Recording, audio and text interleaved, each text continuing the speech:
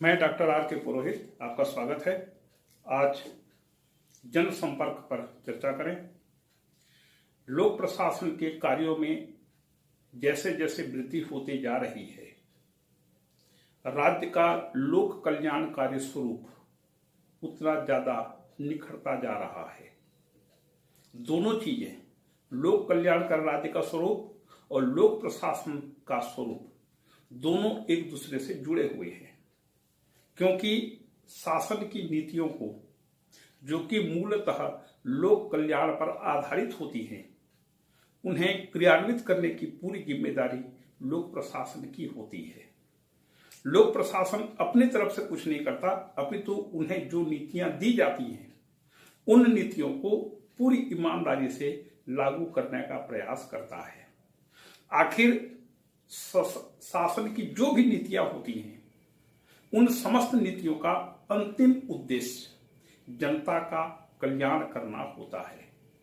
तो जिस जनता के कल्याण के लिए शासन का गठन किया जाता है, उस जनता की इच्छा क्या है, जनता क्या चाहती है, जनता क्या सोचती है, जनता की प्रतिक्रिया क्या है, इन सभी चीजों की जानकारी शासन को समय समय पर मिलनी चाहिए, ताकि जन इच्छाओं को, जन भावनाओं को ध्यान में रखते हुए शासन अपनी नीतियों का निर्माण करे, कानूनों का निर्माण करे।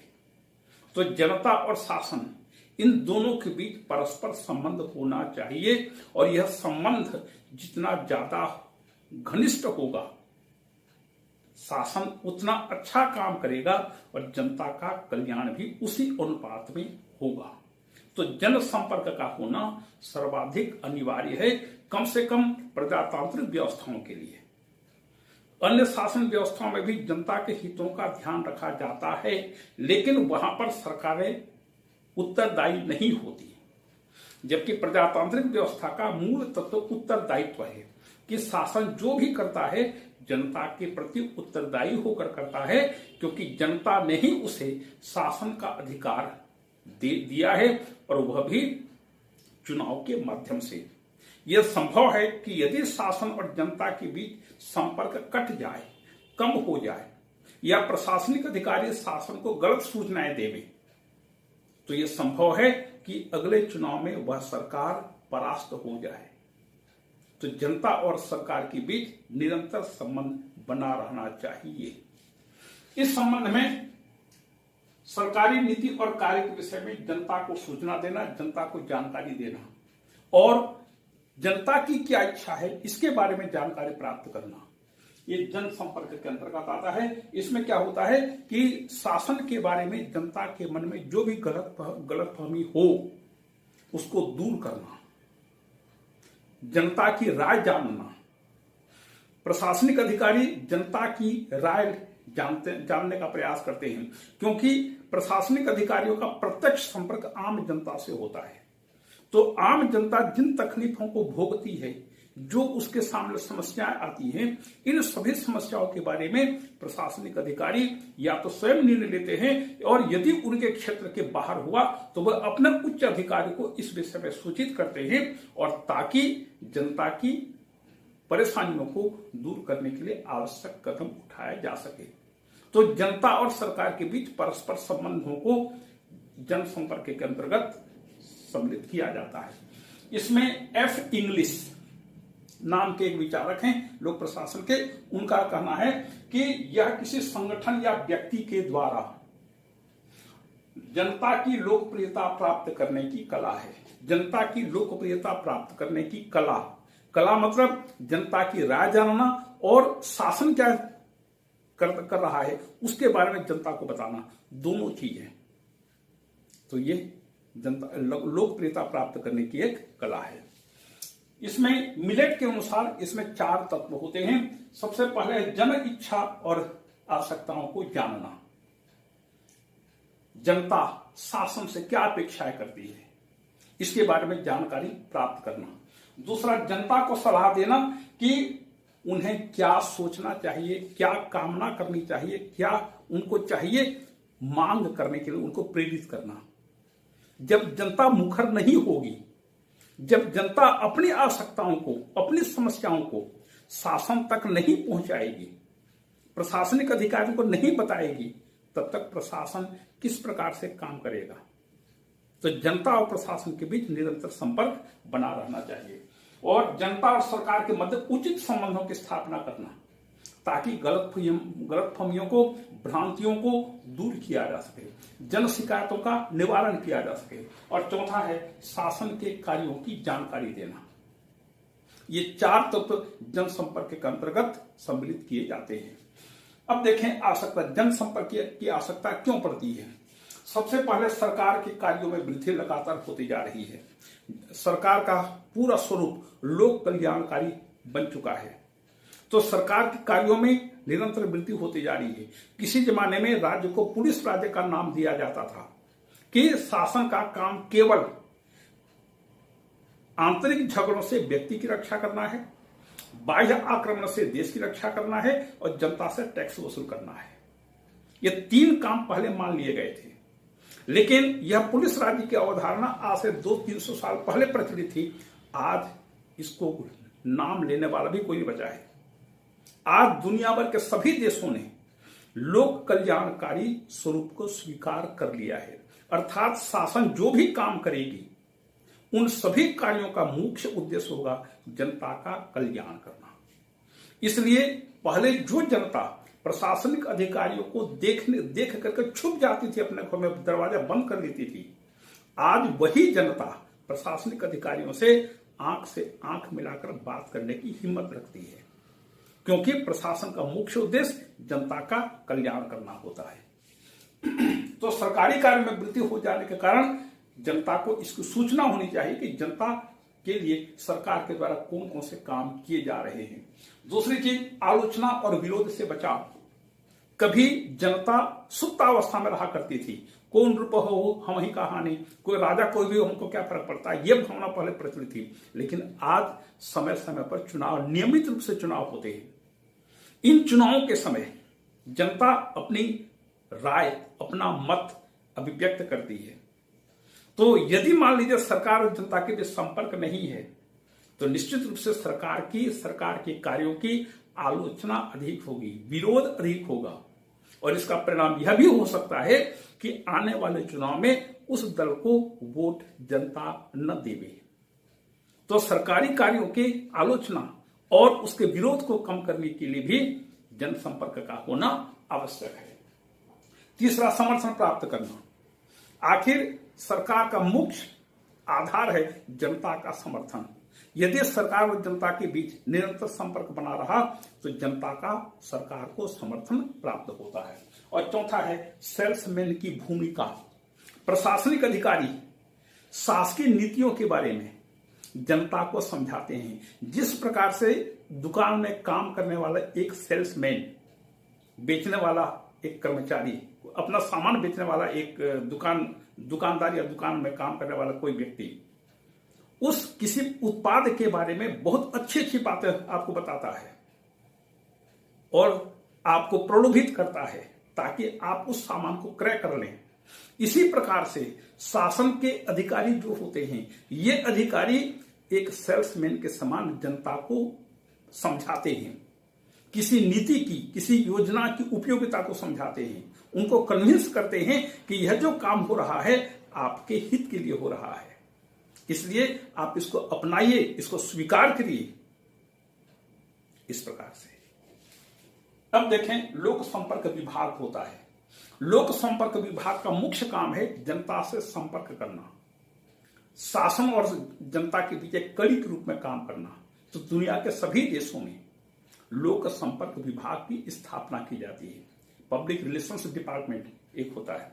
इसके कार्य कौन कौन से हैं? सबसे पहले प्रचार करना।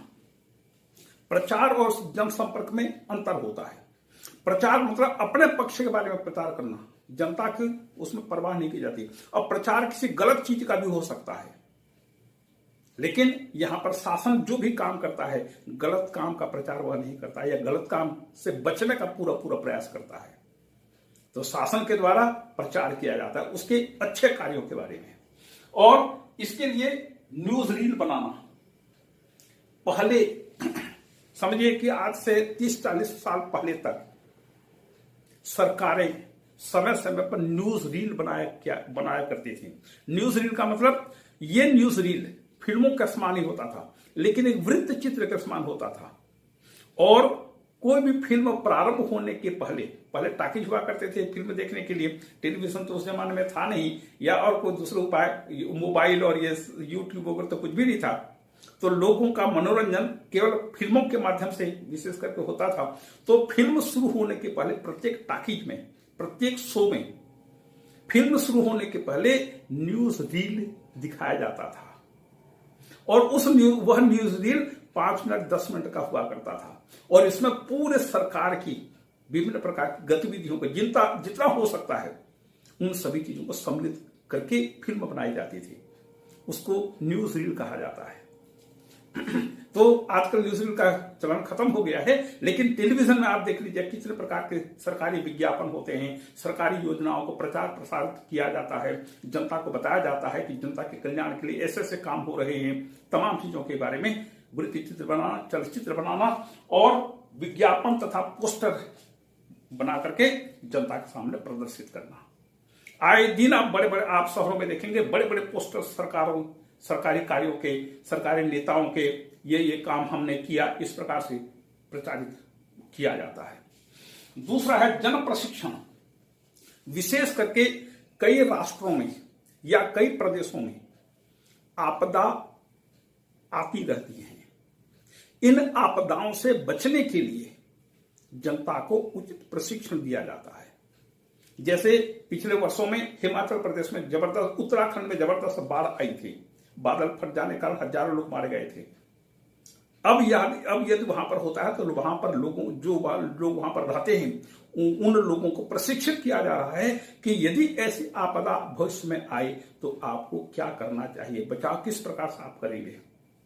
जापान में आए दिन भूकंप आते रहते हैं, तो उन भूकंपों से किस प्रकार से हम बचाव करेंगे, वहां के प्रत्येक व्यक्ति को प्रशिक्षित किया जा चुका है। इसलिए जापान में यदि भूकंप कभी आता भी है तो वो ज्यादा लोग उसमें मारे नहीं जाते, ज्यादा जनधन की हानि नहीं होती। तीसरा, विभागीय कार्य को सूचना देना। सरकार में 50 विभाग होते हैं, केंद्रीय सरकार में सैकड़ों विभाग है। प्रत्येक विभाग को कोई न कोई एक जिम्मेदारी का काम करना पड़ता है। तो वह विभिन्न मंत्रालय कौन कौन सा काम कर रहे हैं, इन सभी चीजों की सूचना देने के लिए जनसंपर्क का होना आवश्यक है। और चौथा है नियम और कानून की सरल व्याख्या।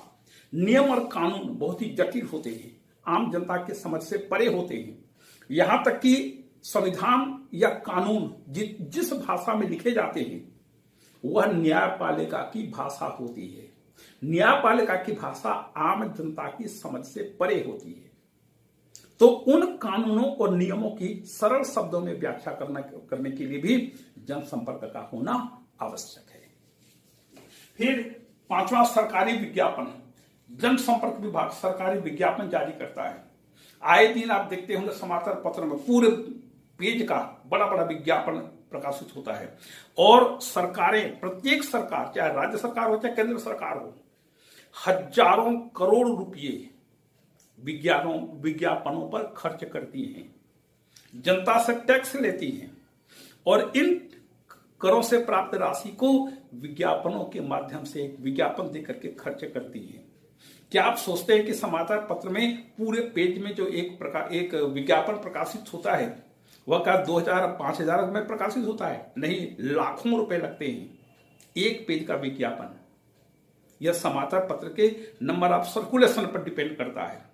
जितना बड़ा समाचार पत्र होगा, मतलब कि पूरे भारत में जिसका सर्कुलेशन लाखों में है, तो वहां पर एक पेज का विज्ञापन कई लाख रुपए में प्रकाशित होता है और गवर्नमेंट का हजारों करोड़ रुपया केवल विज्ञापनों पर खर्च होता है।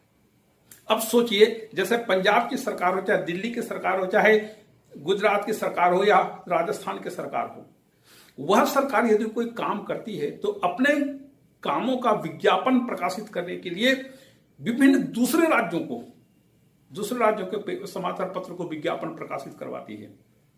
अब सोचिए, एक छोटा सा राज्य है, वह अपने राज्य के लोगों को अपने कार्यों का विज्ञापन करे तो बात समझ में आती है, लेकिन वहां से हजारों किलोमीटर दूर एक दूसरे छोटे से राज्य में प्रकाशित होने वाले समाचार पत्र में अपने विज्ञापनों का प्रकाशित करती है, प्रसारित करती, प्रचारित करती है।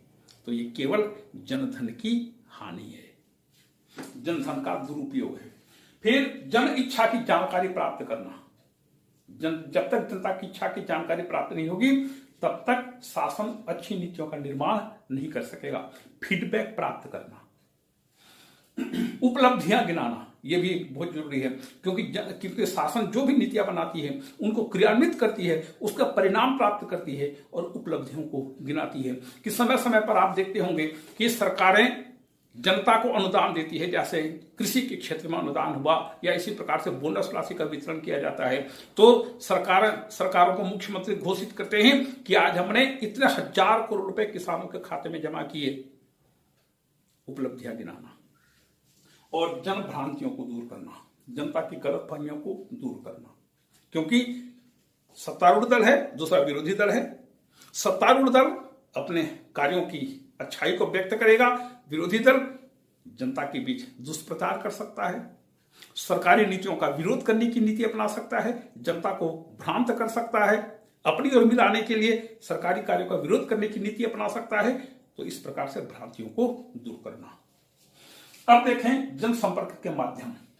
जनसंपर्क माध्यम में सबसे पहले है प्रकाशन और सूचना विभाग, और इसमें सबसे महत्वपूर्ण है पत्र सूचना कार्यालय।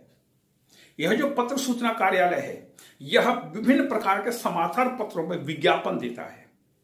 जैसे सरकार का कोई भी विभाग हो, चाहे चिकित्सा विभाग हो, कृषि विभाग हो, शिक्षा विभाग हो या और कोई भी विभाग हो, ये खुद होकर के विज्ञापन प्रकाशित नहीं करवाते। ये जनसंपर्क कार्यालय को, प्रेस सूचना कार्यालय को संबंधित विज्ञापन दे देते हैं और वह पत्र सूचना कार्यालय समाचार पत्रों में, टेलीविजन में, रेडियो में उन विज्ञापनों का प्रकाशन करवाता है। तो पत्र सूचना कार्यालय बहुत ही महत्वपूर्ण संगठन कार्यालय होता है। इसी प्रकार से क्षेत्र प्रचार निदेशालय भी होता है। विभिन्न क्षेत्रों में, जैसे केंद्र सरकार है, केंद्र सरकार विभिन्न क्षेत्रों में क्षेत्र प्रचार निदेशालय का संगठन करता है और वहां क्षेत्रीय आधार पर विभिन्न प्रकार के प्रचार के कार्य किए जाते हैं। तीसरा चलचित्र और वृत्तचित्र। आजकल टेलीविजन में देखते हैं, समय समय पर अनेक प्रकार के विज्ञापनों का प्रदर्शन किया जाता है, विज्ञापन दिखाए जाते हैं। ये चलचित्र और वृत्तचित्र के माध्यम से है। चौथा है रेडियो दूरदर्शन। रेडियो दूरदर्शन में भी विज्ञापन आजकल प्रकाशित होते हैं। तो रेडियो के द्वारा जनता से संपर्क किया जाता है, दूरदर्शन के माध्यम से संपर्क किया जाता है। फिर प्रदर्शनी, समय समय पर सरकारी कार्यों की प्रदर्शनी। जैसे छत्तीसगढ़ राज्य निर्माण की तिथि 1 नवंबर है और प्रतिवर्ष 3-4 दिन, 5 दिन, 1 सप्ताह तक सरकार अपना प्रदर्शनी लगाती है। राज्योत्सव मनाया जाता है पूरे सप्ताह भर के लिए, और पूरे सप्ताह भर जो प्रदर्शनी दिखाई जाती है, प्रदर्शनी में क्या दिखाया जाता है कि सरकार ने स्थापना के समय से आज तक इतने इतने काम किए हैं। हर विभाग वहां पर अपना प्रदर्शनी लगाता है कि हमने पहले ये था, आज हमने इतना उपलब्धि प्राप्त किया है। अपनी उपलब्धियों को वहां पर गिनाते हैं। हर विभाग का अलग अलग प्रदर्शनी वहां पर निश्चित किया जाता है। तो इस प्रकार से प्रदर्शनी करके या प्रदर्शनियों की स्थापना का आयोजन करके सरकार की उपलब्धियों को गिनाया जाता है।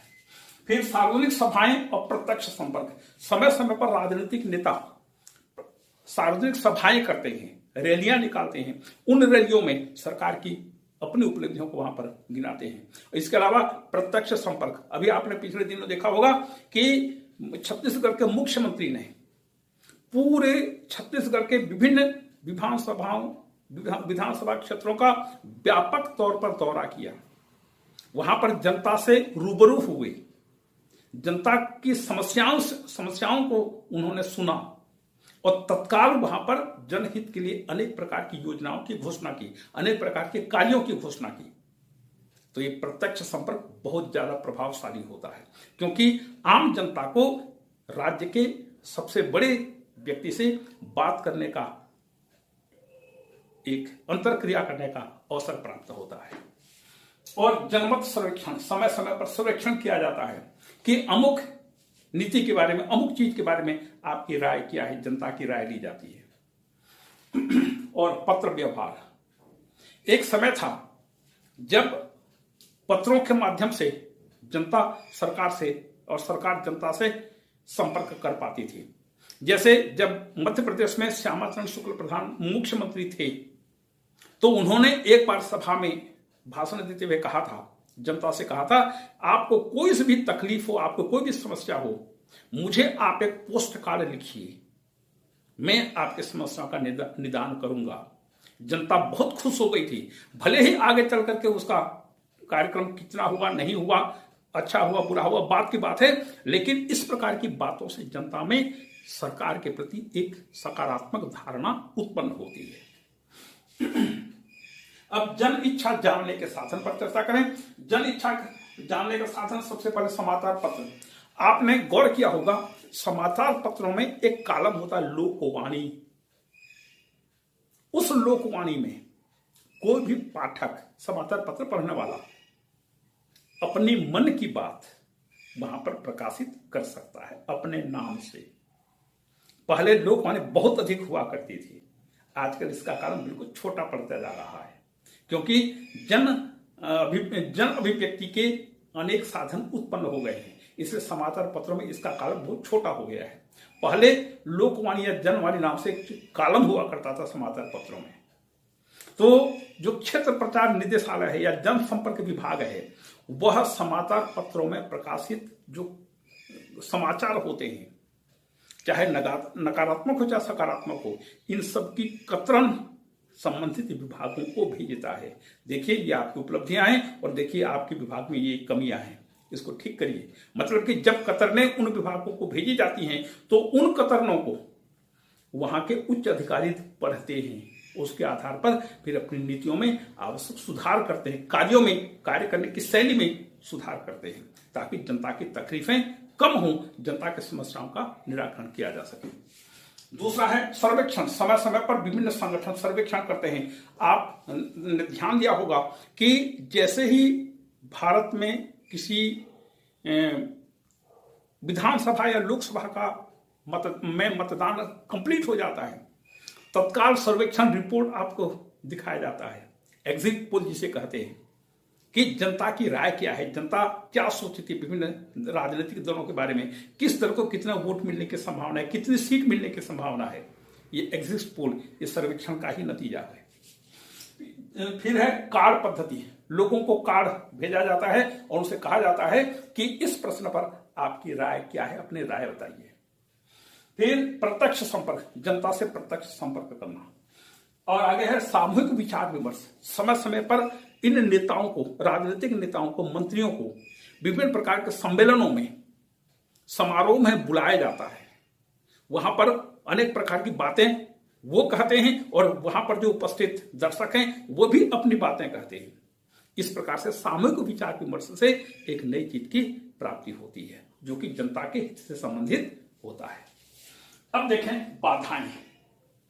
इसमें मुख्य बाधा है निरक्षरता, लेकिन सरकार आजकल निरक्षरता को दूर करने पर लगी हुई है, ताकि लोग साक्षर बने, सरकार क्या है, सरकार की नीतियां क्या हैं, इसके बारे में सामान्य जानकारी प्राप्त कर सके। तो निरक्षरता इसके मार्ग में सबसे बड़ी बाधा है। और आपको ध्यान होगा, जितने भी तानाशाही सरकारें होती हैं, जनता को ज्यादा से ज्यादा निरक्षर और असभ्य बनाए रखने में विश्वास करती हैं, क्योंकि कोई भी साक्षर जनता शासन की तानाशाही का विरोध जरूर करेगा, लेकिन अनपढ़ लोग शासन की नीतियों का विरोध नहीं कर पाएंगे। दूसरा है उदासीनता। यदि जनता उदासीन है तो इसका कोई उपाय नहीं है। तो जनता को उदासीन नहीं होना चाहिए, क्योंकि प्रजातांत्रिक व्यवस्था है, जनता को सक्रिय होना चाहिए, मुखर होना चाहिए। और तीसरा है विरोधी प्रचार। विरोधी दल वाले सरकार की नीतियों के विरुद्ध प्रचार करते हैं। सरकार की आलोचना अलग है और विरोध करना अलग है। आलोचना होनी चाहिए, क्योंकि आलोचना से उस वस्तु में निखार आता है, उस नीति में, उस योजना में निखार आता है, क्योंकि आलोचना कमी की ओर, समस्याओं की ओर इंगित करता है, ध्यान देता है और ध्यान आकर्षित करता है, ताकि आप उस योजना में जो कमी है उस कमी को आप दूर कर सकें। लेकिन विरोध गलत चीज है। विरोध मतलब उसको हम चाहते ही नहीं है, उसको खत्म करो, तो विरोधी दल विरोधी प्रचार करता है। तो ये 3 बाधाएं हैं। निष्कर्ष रूप में कहा जा सकता है कि जनसंपर्क दोहरा काम करता है। एक, जनता को बताना कि हम आपके लिए क्या कर रहे हैं, और दूसरा, जनता की राय लेना कि आप हमारे बारे में, शासन के बारे में क्या सोचते हैं। और इससे, जनसंपर्क से सरकार के पक्ष में माहौल बनता है। ये बहुत जरूरी है, क्योंकि सरकार के पक्ष में जब तक माहौल नहीं बनेगा तब तक वह दल अगली बार चुनाव जीत नहीं सकता। इसी प्रकार से इससे सरकार की लोकप्रियता बढ़ती है। यह है जनसंपर्क। तो जनसंपर्क का होना आज के जमाने में, प्रजातांत्रिक व्यवस्था में आवश्यक है, वांछनीय है। यह जनसंपर्क रूपी मशीन जितना सक्रिय होगा, जनता और शासन के बीच जितना बढ़िया संपर्क बना रहेगा, सरकार की लोकप्रियता बढ़ेगी और उसी अनुपात में जन कल्याणकारी योजनाएं भी अच्छी तरह से क्रियान्वित होंगी। इस चैप्टर के साथ छत्तीसगढ़ में विभिन्न विश्वविद्यालयों में जो स्नातक स्तर की पाठ्यक्रम है BA भाग 3 के लिए, उसमें लोक प्रशासन का जो सिलेबस है, इसी के साथ पूरा हुआ। आपको धन्यवाद।